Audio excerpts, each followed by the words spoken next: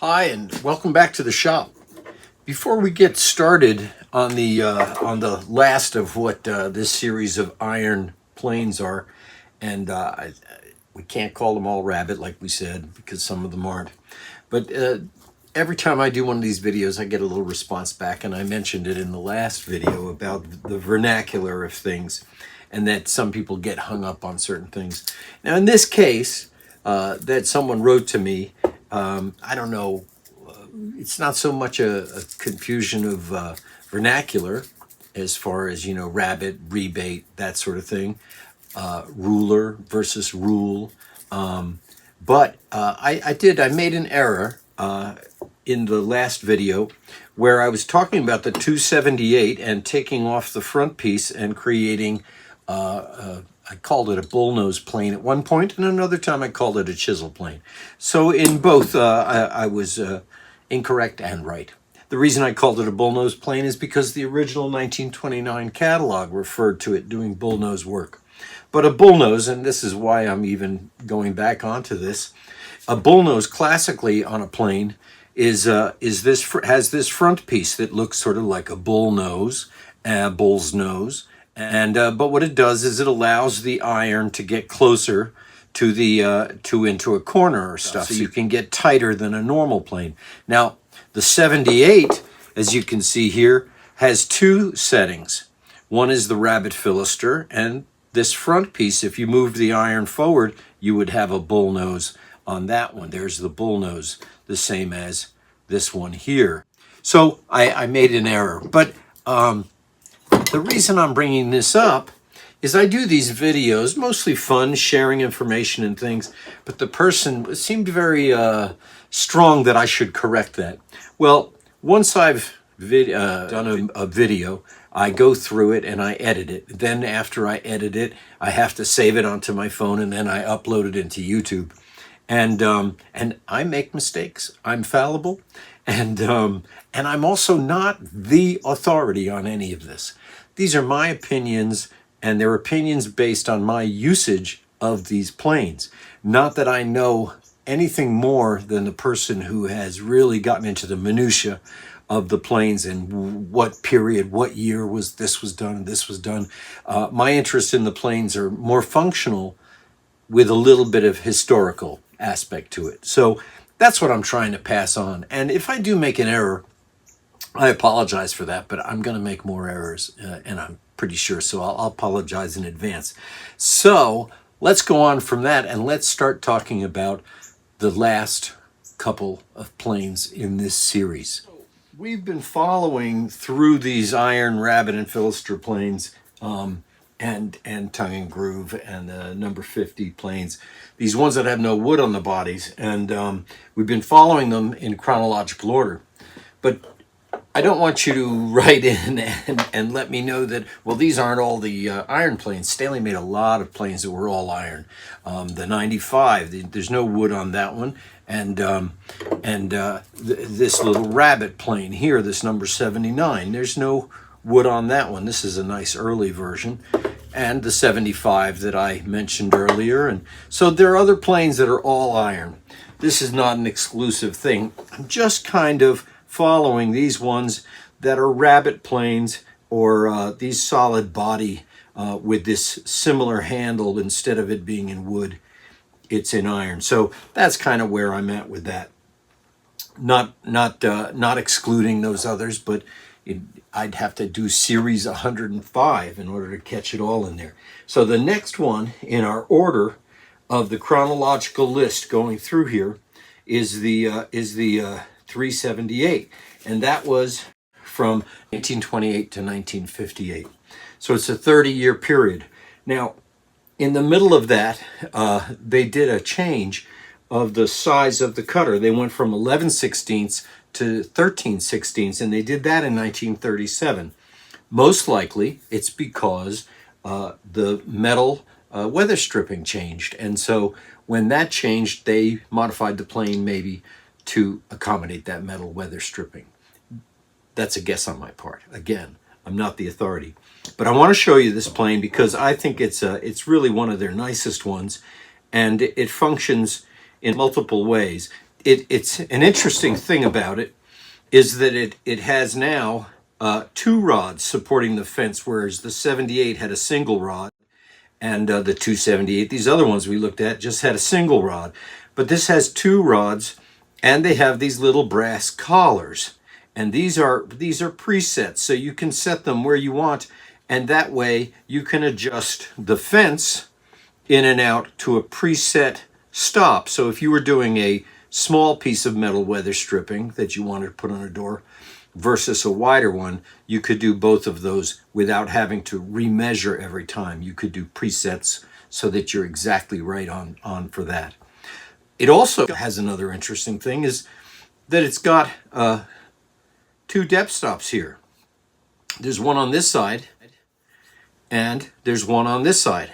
Now this one is shorter to accommodate for the fence, I guess.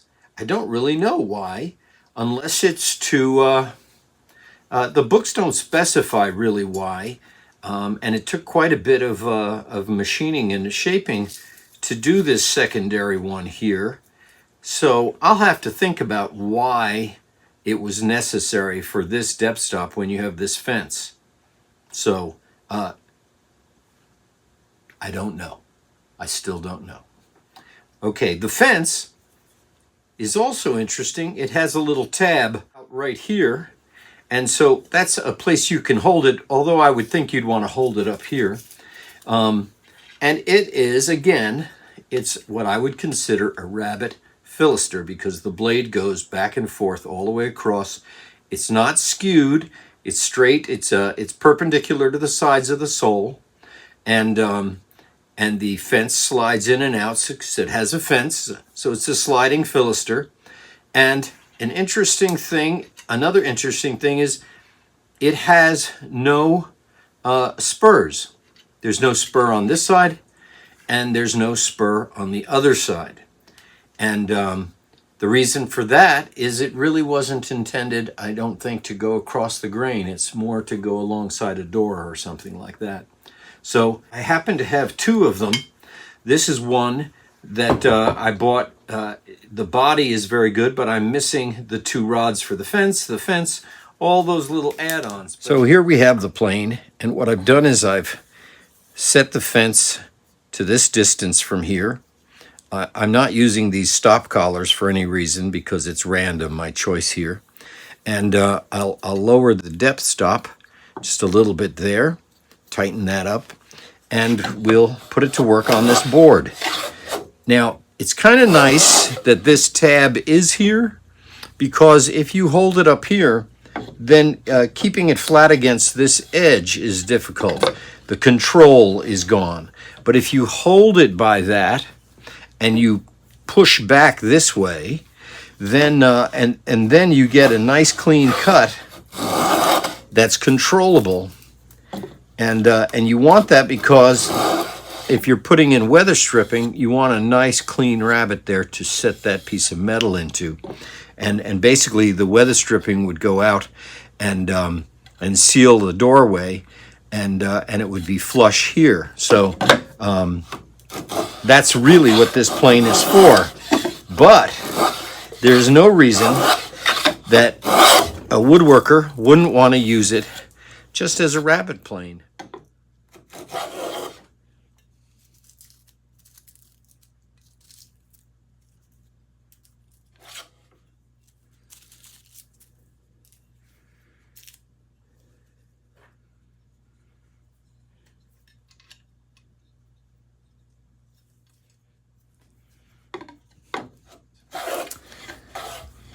I think I've discovered the reason for this shortness of this depth stop on this side. I had the plane with the depth stop up here thinking that was pretty much out of my way. But what I realized was as the shaving came through here, it wanted to catch there, and it was kind of clogging up, rolling up and clogging up in here. But after I dropped that all the way down, then the shaving was coming above that and exiting better than when I had it higher.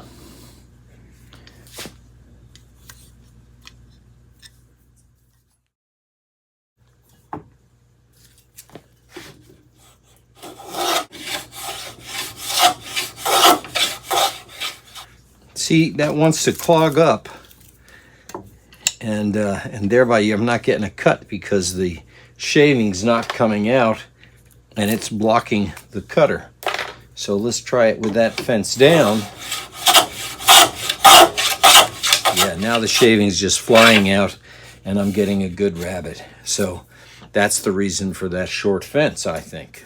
So the next that we're going to cover in this series of weather stripping planes is a number 248.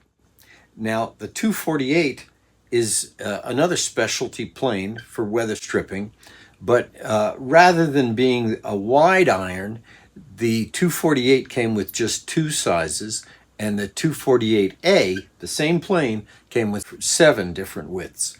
But the irons are specific to this plane. The irons that fit most of these planes will not fit this plane. So I'll have to show you a close-up of the design. These are a really substantial iron that are held in back here, and I'll have to bring you in to show you all of that. So here's the 248. And you can see that there's a big difference in the iron here and the way that it's held into the plane. Now, this is what the irons look like close up. This is going to be whatever width your width of your cut is, but this part here is much more substantial, and this is the way that it goes into the plane, is on this angle. So your cutter part is out here at the tip, and then this is all about being held in, but it makes it a very strong iron that reduces chatter and will be tough enough to go through the wood and give you a nice groove. So here's the system by which it's held into the plane. Pick this up for a second. I'm going to turn it around so you can see that these 2 bolts come all the way through. And these 2 bolts here have a flat within this area here that goes over that iron. And I think you can see basically that it's covering it and it's holding it tight to the body of the plane back this way. And these are the only planes that had this sort of iron. You can see what's nice about it, or one of the things that's nice about it, is the throat is wide open. So if you have a long strand coming through, it'll exit nicely.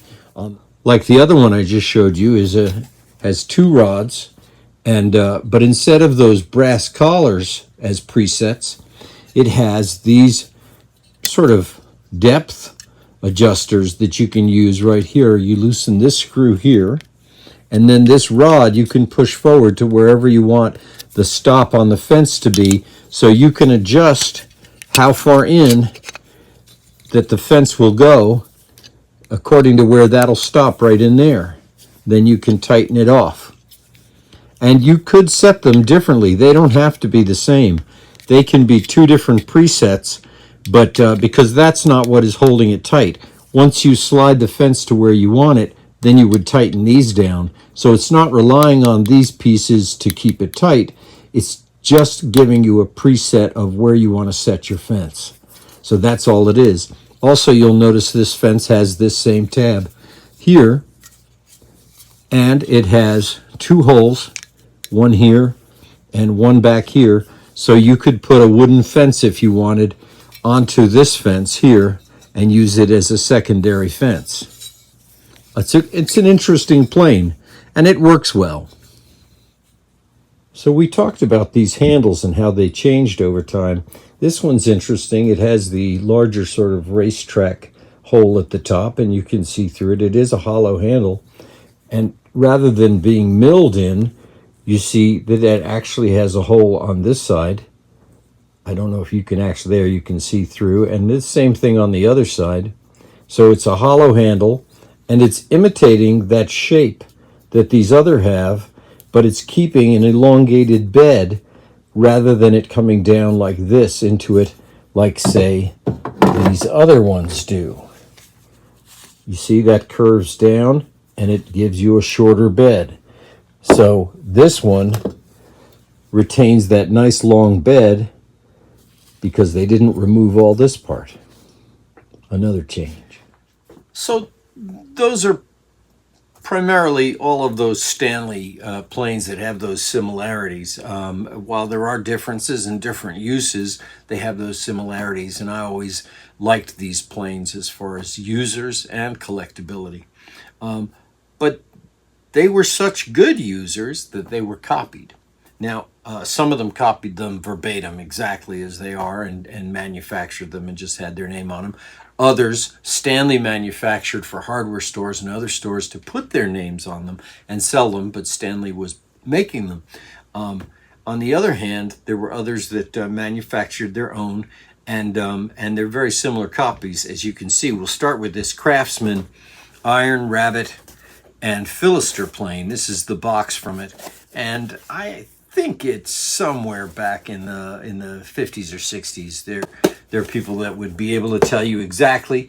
Again, I'm not the authority on this, but here's the plane, and it's very similar, as you can see, but there are some differences. So I'm going to come in a little closer and let you see those differences. We're not going to so much get into using them. You can sort of see that these are mass-produced thumb screws, not very attractive. And but the depth stop is very similar to the Stanley. The fence is similar, one short area and one long, just like the 78s. But the cutter or slitter or spur is absolutely different. And you can see, that's as high up as I can get that, but you can see that it's round, but it's got teeth on one side here around this area, and then it's got a flat here and a sharp point here. You can turn it to get a deeper cut if you want. Or I guess, I'm not really sure what the sawtooth part is for.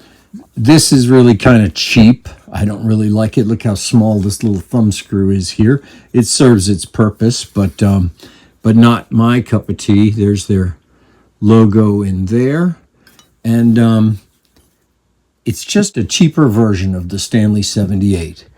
I'm sure it works good, but there's just certain aspects of it that I find cheap but interesting, and that's why it's in my collection. Also because it was given to me by a cousin whose father had passed away, and he used this as his home plane. So I'll take that back and put her down. Now, a nicer version of a similar plane, again a Rabbit fillester, was done by Sargent, and it's a beauty, I think. It's one of the prettiest planes I think exists out there, and it's a very nice quality. You can see in here is Sargent and Company in that area. On the back, again, Sargent and Company. It's got a nice size to it, and you can see the difference between the 78. It's got this sort of whale shape to it here, where it comes up the side, and then it's got these beautiful, beautiful insets that I just think are magnificent. It's got the Bodmer patented spur on it. These little eyelets here, really nice. Good thumb screws, good quality hardware. The fence, similar to the Stanley, one short, one long. And the fence can be moved from the side that I've got it on now, but you can move it over to this side, so ambidextrous. And the front has this neat little front knob to it. And it works really well. It's got a great weight. It's one of my favorite planes. So I don't only like Stanley's. I think Sargent did a great job on those. And I'll show you another Sargent here that I think is also one of the nicest planes around. And this is not a fillester. It has no fence to it. It's just a Rabbit plane. But it is a skewed plane. So you see that iron goes not perpendicular to the sole, but on an angle, askew. And it does have spurs on each side.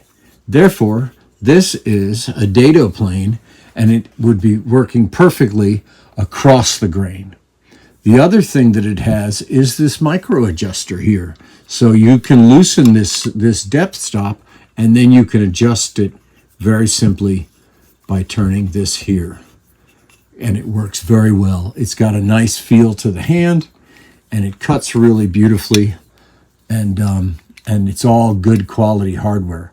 And that's the thing to look for in most of these planes, because some will do the job, but when they have really cheap hardware on them, they tend to chatter, and they're not substantial, and I don't suggest buying those cheaper ones if you're going to use them. If you collect Craftsman or some of these other ones, then that's fine. But if you're going to use them, buy the best that you can. We've covered a lot of planes in this series, and this will be the last of the series. It doesn't mean I won't review or go over some of the other planes that I have, and I will. But I just thought that these needed to be grouped together because of their similarities, and point out the differences.